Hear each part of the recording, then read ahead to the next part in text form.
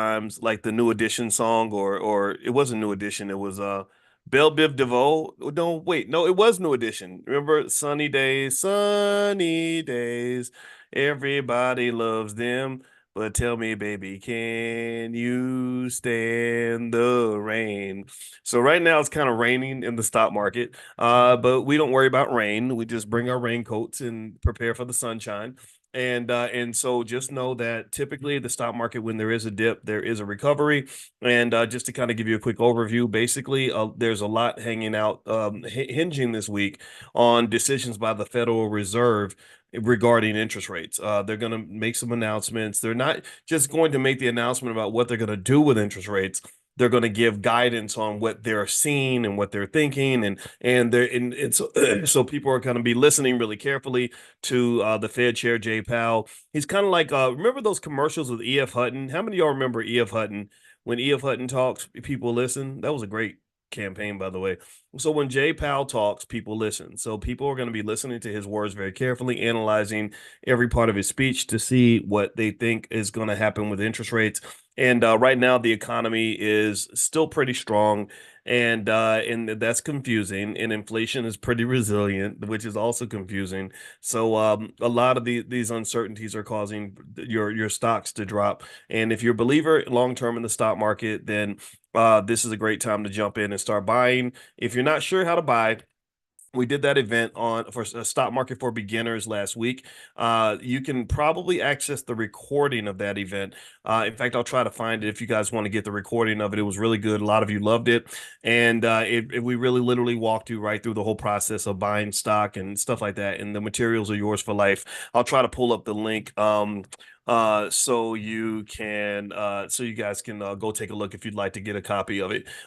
So anyway, with that being said, the other thing about investing, just as in terms of things that are on my mind, in case you don't know, what we do is we kind of do literally a stream of consciousness in financial consciousness training, where I just sort of talk about what's on my brain when it comes to economics.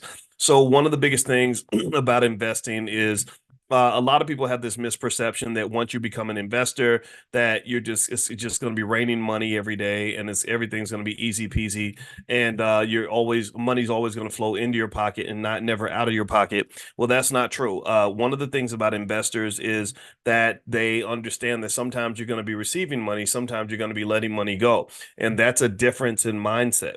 That's a difference in financial consciousness, because when you are getting a paycheck, you have money coming in and then you have expenses, to live your life, but it's not as if you have to pay thousands of dollars to keep your job or buy extra uniforms and supplies for your work. Your job kind of handles that. So the way money flows is kind of different. So investors have to understand an economic concept called smoothing. Smoothing means that when it's time to feast, you kind of pull back a little bit. You store your nuts for the winter. Or when everybody else is booming, you're chilling because you're preparing for the fact that winter is always coming. So then when winter arrives, you're not freezing out the way some other people might be if they did not prepare. So right now, winter could be coming. The stock market's been feeding a lot of you for quite a while, for several months. Right now, it looks like there's some shaky ground here.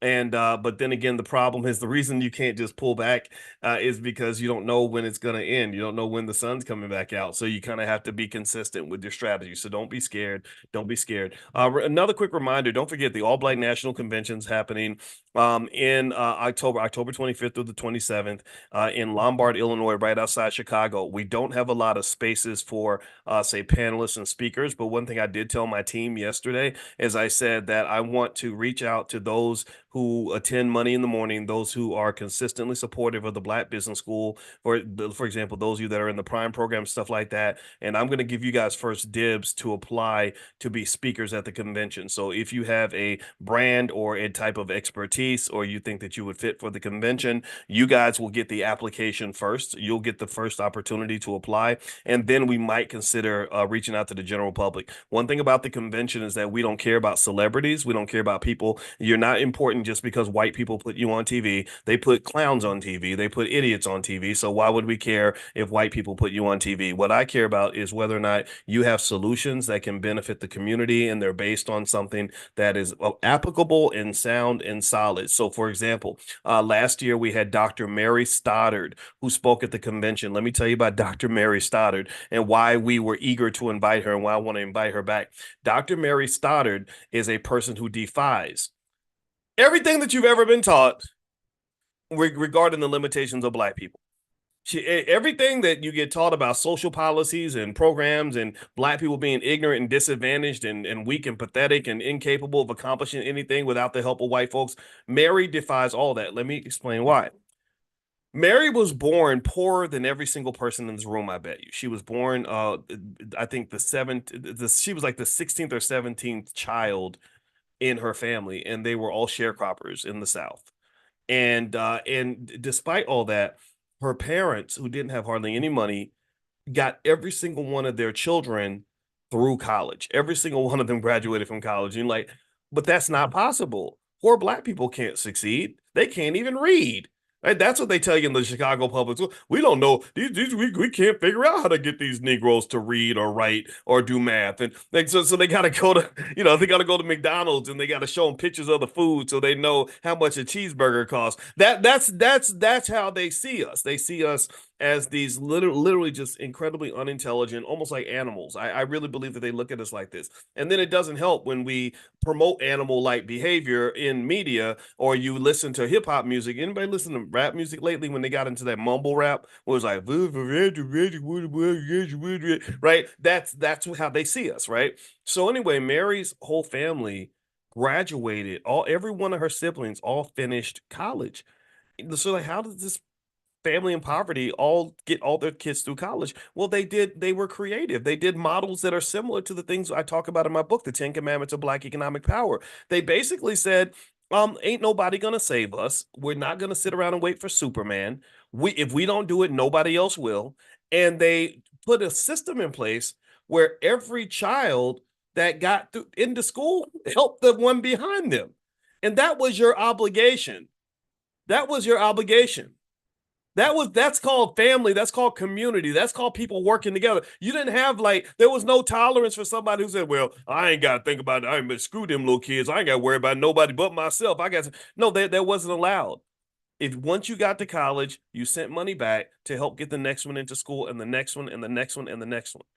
So then let me tell you, and I'm not done with Dr. Stoddard. This is just a prototype of the types of people that we bring to the convention. These are the scholars that I'm looking for. These are the experts that impress me. These are the Black leaders that you never hear about because you're so busy being distracted by rappers who can't even spell their mama's names. Dr. Stoddard grows up and she then goes and she goes to school and gets a PhD and a JD because she's very big on education. In fact, she was such a serious student that when she finished her law degree, she had a baby on Tuesday and was able to walk across the stage, I believe, the same day that she gave birth, even though her school was 75 miles away from the hospital. Now, it was either the same day or the next day. I hope it's the next day. The next day sounds human. The same day sounds superhuman, but she's got it like that. That whole strong Black woman thing, she embodies that, right? Just you want it, you go get it, you make it happen. She did that. I believe she actually walked the same day. Here's the third thing that Dr. Stoddard did, and I just have to mention this. These are the people who need to be famous in our community, not goofballs on TV who tell jokes and stuff. Third thing is she had 5 kids. She didn't marry a buffoon. She didn't go get pregnant by a rapper. She chose a quality man to marry by the name of Dr. Marcus Stoddard. Dr. Stoddard, who also grew up without many resources, eventually became one of the best cardiologists in the country, if I'm not mistaken. He's on the faculty at the University of Louisville. So Dr. Stoddard and her husband, the other Dr. Stoddard, they had 5 children. And when in the 5 children they had, every one of them became a medical doctor or a PhD. All 5. Every single one of those kids became a medical doctor and a PhD. And the reason I know Dr. Stoddard is because when my sister was going to medical school, Dr. Stoddard worked hard to help my sister get her applications together so she could get into medical school. So she didn't just get her children over all these humps and systems and problems. She helped other people's children too. Now, why do I bring up Dr. Stoddard today when we're talking about financial consciousness? Well, I bring her up because the solutions are out there. The solutions are out there. And the reason we don't see the solutions is because we are distracted by the nonsense. We're distracted by things that do not work. We spend so much time talking about things that don't work that we don't pay any attention to the things that do. If I was running this country, Dr. Mary Stoddard would be the most famous person in America. I would say she is the czar of education and everything else. We moving past all this Democrat Party BS. We're moving past all this Republican Party BS, and we're gonna really talk about solving a damn problem. The solutions are out there. How in the hell did this lady, again, with all of the oppression and all the things, all the traps, how does she raise these 5 children to all become medical doctors? How did every single one, 100% success rate in her family of every single child in the sharecropper family all finished college? How did she do that? I mean, Lord, if you watch TV, you would think at least one of them would have got shot by the police, or you would think at least one of them would end up on crack. At least a couple would end up pregnant at the age of 12, or at least two or three of them would be working at Burger King and learning how to read at the age of 30. I mean, really, if you look at Chicago public schools, that's the standard that they set. And I'm gonna tell you what curses us is as Black people is we get cursed because you're running up behind, and I'm sorry, I can't say it any way other than the truth. You're running up behind these damn white folks who are telling you how to educate your kids, who are educating your children for you and doing it wrong. They're doing it wrong.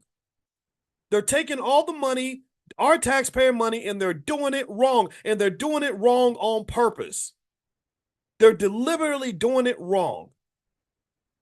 And then our kids graduate, and your daughter can't find a quality husband because he spent all his time rapping and playing basketball instead of learning an adequate skill. And all hell breaks loose later on for the children. The next generation screwed because the baby comes into the world looking for guidance, looking for hope, looking for a plan, and all they got is a daddy who sits and smokes weed all day, and a mama who don't need no man, and 2 parents who can't get along for 10 minutes, and it's hell for that child. It's absolute complete hell. It becomes hell because you have no structure. It becomes hell because you have no plan. Your community's dying in a car crash because you're letting somebody else take the wheel. You're letting the drunk driver drive the car, and you and your family are in it, and you're sitting there because you trust these folks to do critical things for you that you should be doing for yourself. And this is the only way I can see it. So if you want to know who my heroes are people like Dr. Marva Collins. How many of y'all know about Dr. Marva Collins? Anybody remember Dr. Marva Collins? Give me a yes if you remember this wonderful lady. I think she passed away. But Marva Collins, you know what she did? I got to go read her story in detail. One day we should just sit and read her story, because these are the people that need to be famous in the community. She started a school in the projects in Chicago. She said, forget the public schools. I'm going to start a school right where I stand. She didn't wait for 10 million in funding. She didn't wait for a government grant. She didn't wait for AT&T to sponsor everything. She didn't wait for the Democratic Party to give her what she needed. She just started right where she was and ran one of the best educational institutions on this earth. This is the Black magic that I want us to tap into. This is the greatness. I'm sitting here talking to you, and you can't tell me that the Black Business School is not the #1 institution on the planet when it comes to helping families understand Black wealth. You can't tell me. You couldn't convince me that in a million years that is not true. I don't need nobody to validate me. Why the hell am I looking to be validated by inferior people? Why would I want validation from people who are doing it wrong? I don't want validation. I don't need no recognition. I don't need none of that. because I know what we got right here. So part of drilling in and finding your black magic is you got to believe that it's there. You got to know what you have access to. You got to know what you got. You got to understand. You got to sit back and really meditate on and appreciate the wisdom of some of the people that are sitting right next to you. I know you. I meet you all. Some of you are like these amazing school teachers who are just going above and beyond for the children every day. Some of you have adopted kids that are not even your own, and you're teaching them the best you can. Some of you are running around and telling everybody the stuff that you are learning in this room. Some of you are leading in your church and saying, "Hey, we got to get our economics together." Like to me, those are the heroes. That's our secret sauce. That's our way out. That's our solution. That's the answer. It is not some some social program created by the Democratic Party. It's not. And the show as hell ain't too many solutions in these public schools. These public schools are terrible. Now, before I move on, let me remind you, if you're not on the text list, get on the text list so I can remind you when we do Money in the Morning. We do this every single morning at 10 a.m. Eastern. Just text the word morning to 87948, MORNING. Text morning to 87948. Also tonight, Wednesday nights, we do Powernomics training where we actually go through Dr. Claude Anderson books. I talked to Dr. Anderson yesterday. He sends his regards. He gives his complete blessing for what we're doing. And tonight, we're going to actually go through his book, The Black History Reader. And his question is, should blacks form and support their own independent national political party? So we're going to read this in the book, The Black History Reader, and I'm going to kind of break this down and kind of give a perspective. We do this every Wednesday. We've been doing this for about 5 years now, I'm going to guess. And so if you'd like to join us for that, that's free to the public. You can just text the word greatness, all one word, greatness to 87948. If you text greatness to 87948, I'll send you an invitation to that. And you can join us. You can get free access to the live class and stuff like that as well. All right. So with that said, let me expand the conversation a little bit. And I want to talk about something that I know a lot about, and that is college. This was on my mind today because you guys know I've been a college professor a long time. I've taught at a lot of different universities, Ohio State, Syracuse, etc. And I have always been a big believer in college. And we've addressed this a little bit before, so I'm going to address it in a slightly different way. But anyway, in fact, I was such a big believer in college that I literally my first book was called Everything You Ever Wanted to Know About College. And I literally, when I became a professor, I said, maybe black students can succeed in college much easier if I, as a professor, simply tell them everything that your professor's thinking. Like I could say, oh, this is really what they mean, and this is really what's going on. That way you're not going into college confused, right? So if you have kids going to college, the book is out there. It's on Amazon. Feel free to go grab a copy of that. Now, even though I'm a big believer in college for sure, I remember I got a little bit, I was curious today.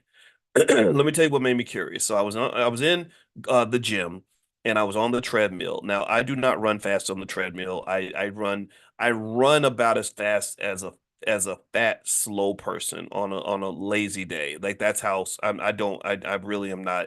I would not impress you in the gym, but I was there, and that's the goal, right? To just show up every day. So I'm on the treadmill, and they got all these TVs up there, and I'm watching all the different TV screens and checking out the sports over here. They always show Family Matters on another channel, and then I see the Chicago news, which is typically filled with teenagers shot in their house. That was literally one of the stories. 7-year-old girl shot on her tricycle, or her bicycle. All the typical news stories that we ignore because white people told us to only pay attention to George Floyd. But anyway, that was me being a smart aleck because it pisses me off, to be honest with you. So I'm watching this segment, and they show a lot of really happy teenagers because now is the time for the prom and graduation and all that.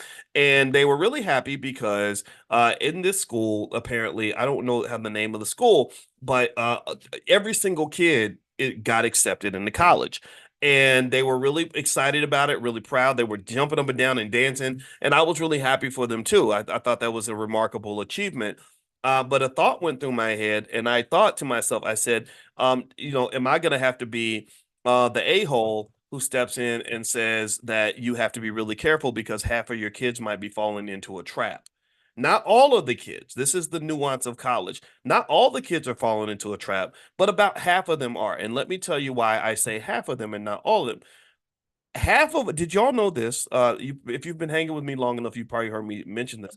Did you know that half of all Black college graduates default? They can't even repay their student loans. How many of y'all knew that? How many of y'all knew that? Half. See, we wonder, like, there's a big mystery, like, where did all the Black wealth go? How's Black wealth going down? We don't know. Well, if your best and your brightest are gonna die in debt, that's not exactly gonna improve your net worth. Dying in debt does not make your net worth go up. It does not help your estate plan. Okay. So half of all Black college graduates can't even repay their student loans. That's just the fact. And I'm talking about the graduates. I'm not talking about the fact that the overwhelming majority of Black people that go to college, I want to say at least half of them don't finish. I'm not. I'm talking about the ones who made it. I'm talking about the successful. I'm talking about the talented 10th, right? So if you're a talented 10th, if you have a community, process this for a minute. Let's meditate on this. Let's do a financial consciousness exercise here. You have a community where you're waiting for them to elevate economically, and so you look to the best and the brightest, the hope for the future, the smartest ones, and you find out that the best and the brightest can't even repay their student loans, and half of them can't.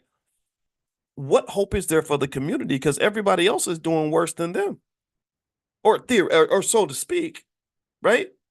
I mean, really, if it's is it better to graduate from college or to only go to college and not finish, or to have a GED, right? So the idea that half of all Black college graduates default on their student loans should be very alarming to you if you have a concern about the fact that Black wealth is expected to drop to zero by the year 2053.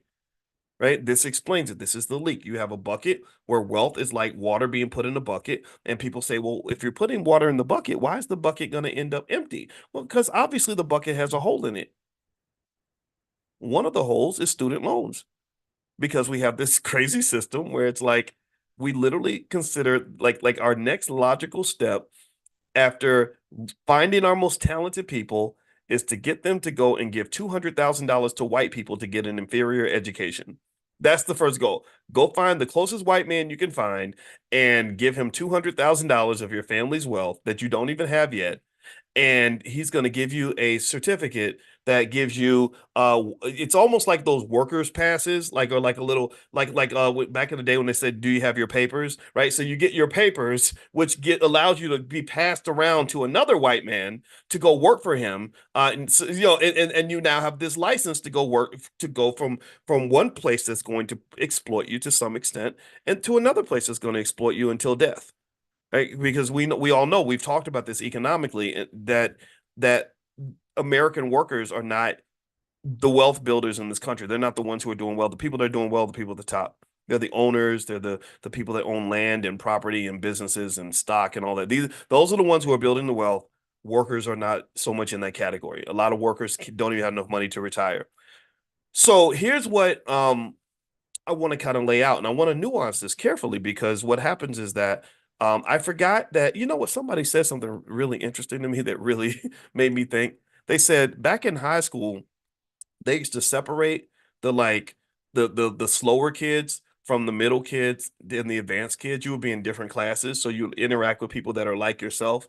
And they said, but on the internet, there's no separation. So when the advanced kids are talking to the slow kids, it becomes very frustrating for everybody, right? And so in a way, so what happens is that when I say something, I'm talking to you guys. You guys in my mind are the advanced kids because you want to be smart, you want to learn, you want to grow. Well, sometimes slow kids will pick up what we say and they'll run around and they'll say something like, Dr. Boyce is out telling Black people not to go to college, or Dr. Boyce is telling Black people not to vote. It's like, when I never told Black people not to vote, I never told Black people not to go to college. I'm saying that there is a nuance to it that has to be considered, right? There has to be a serious conversation about what college does for us and what it does not do for us. So as I was seeing these happy young people, all excited because they all got their scholarships and stuff, I was super happy for them. But I remember thinking, I hope that we don't forget that these young people are black.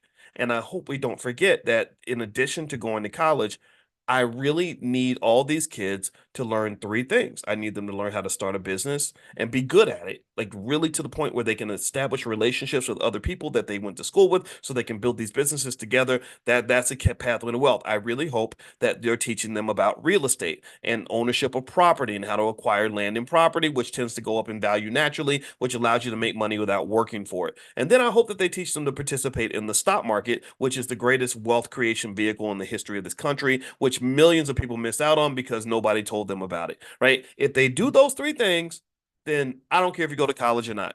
It's fine. Even if college doesn't work out for you, doesn't give you what you want, you can make up for it. You can quit that stupid job and go start your business with your homeboys and everything's good. Or you get fired on your day off, like a lot of black men do, even those that are educated. Well, it's okay. You get together with you because you are trained on how to build healthy relationships with others. You are then able to reach out to your numerous friends and say, hey, you know what? I spent 10 years with this company. Now it's time for me to strike out on my own. And then next thing you know, you're building something amazing. The whole time you've been acquiring stock in real estate and you've been doing that on your own behalf and also on behalf of your children. So that is where you're creating your financial security. A college degree does not give you financial security.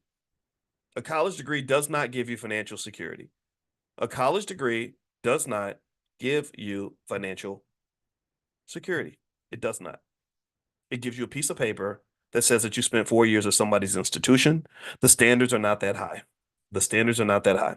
When I was at Syracuse, it was really hard for us to fail a student. My wife complains about it all the time. My buddy, Dr. Tommy Whitler, who teaches at DePaul University, said he's stunned by the fact that if he tries to give a student a D or an F, even if they never came to one single class, the administration will fight him back. Well, why is that? Well, because a lot of universities have sold out for the money. That's why you see, for example, all these protests that are happening. They're coming into Columbia and beating the students up. The NYPD is beating them upside the head because they're protesting. Well, because they got this Israeli money or Zionist money that is driving university policy, right? So they sold out for the money, and also they're not necessarily, it's not a place where you're going to be hit with all these super rigorous standards that are going to push you to a higher level. That's something that you're going to have to choose to do on your own.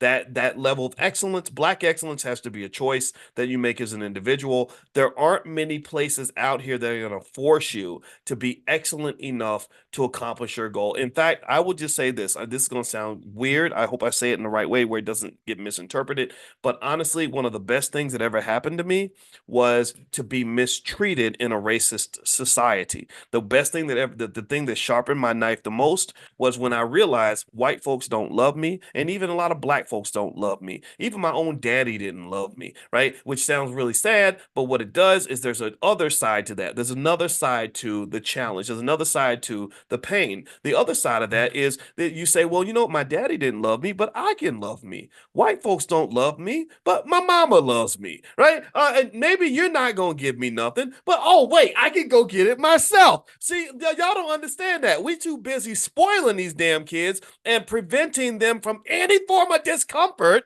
that they don't ever learn the thrill of figuring out how to do it on their own. Seriously, do you know how many young black boys I know who literally can't do anything at the age of 22 and have no ambition at all because mama did everything for them their whole entire life? What kind of husband can that man be? What kind of father can he be? What kind of man, what kind of character is he going to show when life gets hard? Because it's going to get hard and it's going to crush him. It's going to crush him. So really, again, my other hero, I have lots of heroes that are in this room. My other hero are the parents who understand the balance and the nuance that you can't just make things easy for these kids all the time. You got to let them go through something. So let me tell you what my parents let me go through. It wasn't because they were wise. Maybe they were being selfish. I have no freaking clue. But you know what they told me when I left the house? They sent me to college. My parents sent me money 2 times. They sent me 2 checks for $25 in 4 years. I got 2 checks for 20. That was all I got. And then one time I think they loaned me $200, but I had to pay it back. That was all I ever got. That's Crazy. That's sad. I've told people that story and they're like, oh, that's so abusive. That's so mean. And I'm like, yeah, I thought it was mean, especially when I told my mother I didn't have any money for food. And she said, well, you better get you a job. Right? Like, who says that? That's terrible. Right? What kind of mother are you? Right? And I'm still mad at her for that. But let me tell you what happened though. After I got over myself and stopped feeling sorry for myself, you know what I did? I went out and I made something happen. Right. And maybe some people don't respond that way. Maybe some people, the life gets hard. They just buckle and fold and go jump off a building, go start smoking crack. I don't know. But I wasn't built that way. I was like, well, okay, I guess I got to find a way to make this happen. And you know what happened? Here's what happened. Once I got a job and I made my own money, I really liked the idea of being free. Not just free from racism and oppression, but just free from even my parents. And me and my mama had a hard conversation. One time she tried to tell me what to do or something, and I said, "You can't tell me what to do. You don't pay no bills in my house." No, I was we did it over the phone because I didn't want to get all my teeth smacked out that day.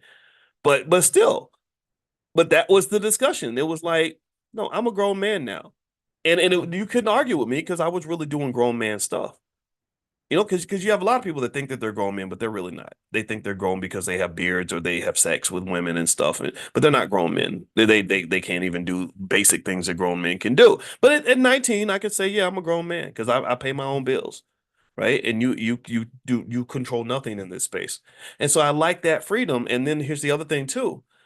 I found out that by working hard, I could have more money in my pocket than I could by doing what my friends are doing, which is sitting around waiting for their parents to send them a little measly welfare check. So your mama's sending you $100 a week or $80 a week. I had hundreds of dollars in my pocket at all times because I learned how to make my own money. And then I started getting creative. I started a business. I started tutoring. It was mostly the white kids because they had the money. My black friends were all broke. And I would tutor the white kids. I would hang out at the computer lab. We would all get the same assignment. That we would get an assignment on Monday and we'd have to turn it in the following week. But different students had the class on different days. So I got mine on Monday. I would learn how to do it really fast. And then I would hang out in the computer lab looking for people who did exactly what college students do, which is procrastinate. They would always wait till the last minute and they wouldn't know what to do and they'd be stressing out. And I would walk up and I'd say, "Hey, you need some help?" And they say, "Yeah, I don't know what to do." I'd say, "Okay, just give me $10 and I'll help you." And they would, and they because I guess because white people just, I guess they have lots of money or something. They would just pull the money out and pay me. And they were so happy to pay me. And I loved it. It was a perfect relationship. So here's what I'm saying is this is when I look back at that experience, this was the origin story in terms of the beginnings of when I started to think like an investor.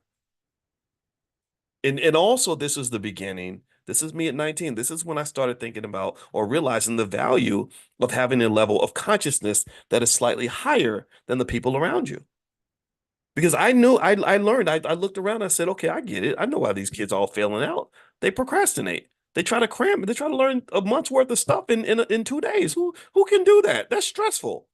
So I didn't do that. I would learn stuff in advance. And then what would happen is I would then be able to make money by helping the people who had not prepared. So this leads to little slogans that I give to the kids all the time. Like, well, preparation is the key to success. And what I'm really saying when I repeat that to them, preparation is the key to success. I'm really saying make sure you think like an investor because investors are the people who get ahead. Investing means preparation. So you're investing now, you're sacrificing now so you can have more later on. You got to think ahead. You have to think that way. People that think that way tend to succeed a little bit better in life. So even going back to college, there was just that little nuanced situation where just by me sitting down and going ahead and getting the assignment out of the way, I was able to make a killing from the people who were not conscious of the process. So do you understand why consciousness is so important when it comes to investing? That's like, Warren Buffett has a saying where he literally says that um, investing is just a wealth transfer from impatient people to patient people. It's a transfer from people that believe in instant gratification. They give their money away to people who believe in delayed gratification. That's it.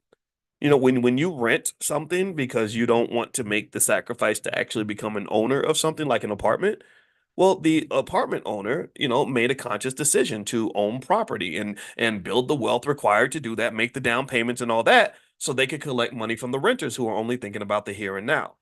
And it's not just a rich man thing. I know sometimes they teach us like, well, that's what rich white people they can do it because they gotta. Yeah, they do have a lot of money. They do really. That's just a fact. But I brought one guy in here, Andre C. Hatchett, who talks about how he bought his first house in Brooklyn while he was making $18 an hour. Has anybody ever tried to buy real estate in Brooklyn? And can you imagine buying real estate in Brooklyn when you're making $18 an hour? Now, maybe in today's dollar, and this is like 15 years ago or whatever. So maybe in today's dollars, that might be more like 28 or $30 an hour. But Brooklyn is a hard place to buy real estate. How did he pull that off? Because he had a certain level of financial consciousness, delayed gratification, discipline. How often do we have conversations about discipline? How often do we have conversations about being proactive instead of being reactive? One of the flaws of a certain segment of our culture is that we are trained to be the most reactive people on the planet. Nobody talks about preparation. Nobody talks about learning lessons from the past or mistakes that were made. Even when a celebrity dies from like a drug overdose, and then I say something like, well, this is I see all the RIPs and everything else, and I'm the one who says, well, maybe this is a lesson that maybe we should stay away from drugs. Oh, you're a hater and you're this and it. No, I actually love you. That's why I'm saying this. I'm saying that we shouldn't keep losing young people to drugs. And but we just it's like a repetitive process. And sometimes we can't even see past next week. So we would rather not be prepared, let something terrible happen, and then feel sorry for ourselves than to watch something terrible happen and say, what can we learn from this so we can avoid this ever happening again? That's the conversation I like to have. That's the conversation. To me, that's the conscious conversation. We always talk about what it means to be conscious, what it means to be woke, and all that. Well, woke, conscious, that just means an awareness. It means learning. It means finding solutions. Are we doing that? I don't know if we always are. So let's go full circle with this on the college conversation. I do not think that all of college is a complete scam. I do think that universities charge way too much money. That's the first thing. And they do milk your family on a very epic level financially. It's kind of crazy. I think that we should really take deep dive looks at the trades and skilled trades. I think that's where a lot of opportunities lie. We miss out on those opportunities. And again, waiting for the public schools to deliver this is probably a failed policy because public schools, for whatever reason, have taken them out. They're not teaching kids skills that will allow them to provide for themselves. So how do they survive? But then beyond the skilled trades, a more important skilled trade, a skilled trade that everybody needs to have are the basics in terms of learning how to start a business. I would say having the child maybe over time spend 100 hours or so. They're going to spend 1,000 hours learning how to play basketball. Have them spend at least 100 hours learning how to start a business, how to run a company. Uh, uh, Buying stock is as easy. I taught you guys how to buy stock last week. We did that first share of stock thing. It took 2 hours, and within 2 hours, I was able to give you enough information about stock market investing that you literally could go teach your entire family. You now know more than probably 80-90% of the population. Stock market investing is very easy. I don't know why most people don't understand how to do it. Real estate investing, ownership is better than renting. We know these things. There's a whole world of possibility with real estate, and it's beautiful because you can make money without working. It's really awesome. So I think that kids, all of our kids that we love, need to be trained on all these basic skills. And then if they want to go to college, fine, go to college. But if you have these other skills, then you got a plan B. A lot of our kids struggle because they don't have a plan B. I know a lot of people with master's degrees who are stressed out because they don't have a plan B. There is a TED talk I saw. I got to go find this TED talk, but it was a TED talk given by a black woman with an MBA from Harvard, an MBA from Harvard, who literally said that she was on welfare. And I'm like, how in the hell do you get an MBA from Harvard and you're on welfare? She said she would go to dinner and she would be scared to death because everybody thought because she went to Harvard, she could afford this fancy restaurant and she would literally have like $1.87 in her bank account. How does that happen? And who says that that makes sense? Who in the hell told us that that is logical? There's nothing logical about this. What you're doing is you're following this natural instinct that makes you think that somehow me going to Harvard is going to make my life better, or me going to college is going to. No, you making good decisions is what's going to make your life better.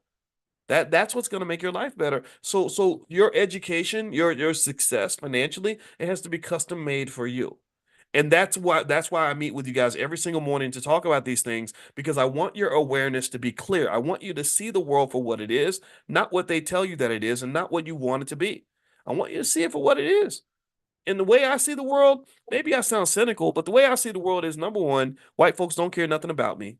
Number two, a lot of black folks don't care nothing about me. Number three, it is going to be a little harder for me because I'm a black man. But then number four, I have special opportunities because I'm a black man. Number five, things like family and being with my wife and raising the children is more important than any job I could ever have. Number six, corporations, these hoes ain't loyal. These corporations will use you up, chew you up, and spit you out. Number seven, we make the crazy mistake where people will sacrifice their whole lives, their personal lives, and everything else, won't even have a relationship because they're so loyal to a freaking job, which is crazy to me because that job that is not even yours. Like it's like the gangbanger who says, I'll die for my block, and you're a renter on a block that you're willing to die on. There's nothing logical about that. So to me, when you're that person who gives up everything for a job, I think you got to really question that. Like, does this job love me the way I love it? And are they as loyal to me as I am to them? And the answer is obviously no. And then there's more and more stuff out there that I could just point to in terms of things that, in my view, are just straight out facts that I think we have to consciously look at those things so we can just address things from an honest perspective and make good decisions for ourselves. So if you got that child and you're getting them ready for the next level, we got two of them that are going to be in college in the next couple of years. We got one in college right now. The number one conversation I have with them is, look, jobs are out there. You can go get a job if you want to. I don't think that's the best way to live or the best way to make money. I can show you 1,000 different ways to make money whenever you're ready. When you want to have that conversation, come talk to me. Also, we don't have any illusions about things like fairness and equity. I said, look, life ain't fair. People aren't going to like you sometimes. Maybe they won't like you because you're black. Maybe they won't like you because you're tall. Doesn't matter. What matters is that you love yourself. Getting white folks to like you is the weirdest thing in the world to me, because I'm sitting here thinking, how does my life improve because white guys like me or white women like me? It doesn't make a difference. And what I find really fascinating is I don't think that they care if I like them. They just really don't care. So I don't understand that obsession with us just saying, well, he's racist. He doesn't like black people. So what? So what? The whole world is pretty racist. You do know that if I go to Taiwan, the Taiwanese don't even like the Chinese. The Chinese don't like the Arabs. The Arabs probably can't stand the Africans. The Africans don't like the Mexicans, right? That's life. Nobody likes anybody. You got to love yourself. You got to love your group. Who is your group? Who are the people that care about you and want you to do well? It ain't Mr. Charlie. Massa don't care if you do well. Who is it going to be? Maybe it's that woman next to you. Maybe it's those children that you gave birth to. Maybe it's your parents that are supposed to love you. Maybe it's the friends that you make, the people that you work with and that you're in the struggle with.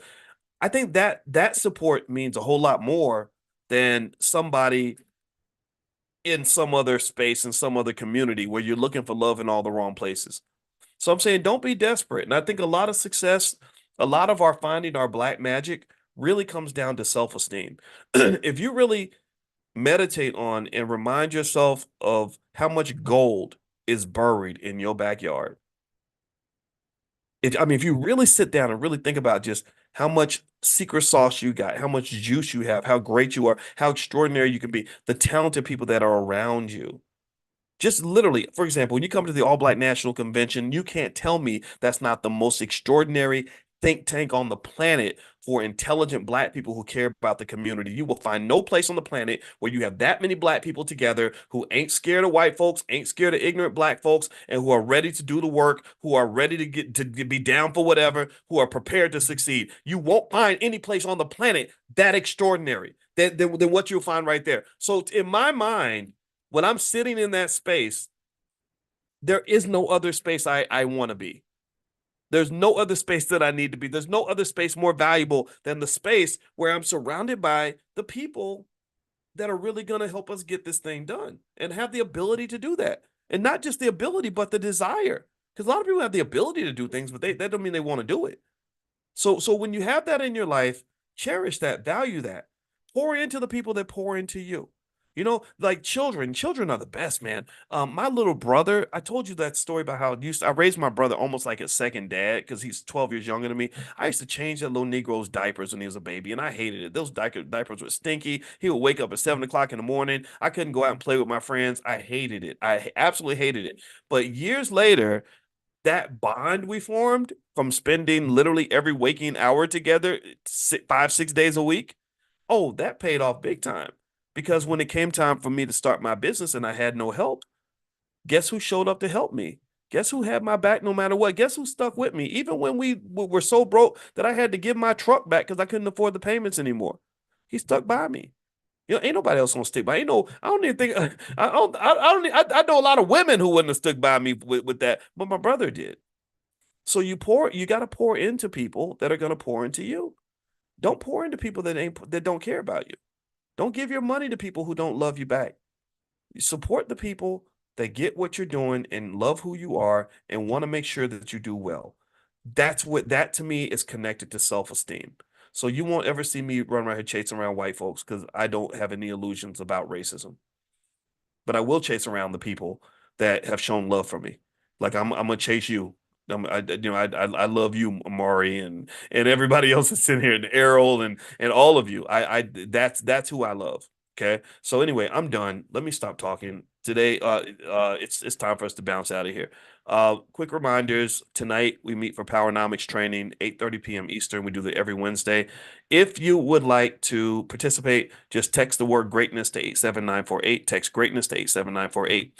If you'd like the recording from the event that we did on for stock market investing for beginners, I will put the link right here in the chat if you'd like to go access the recording. All the materials are yours for life.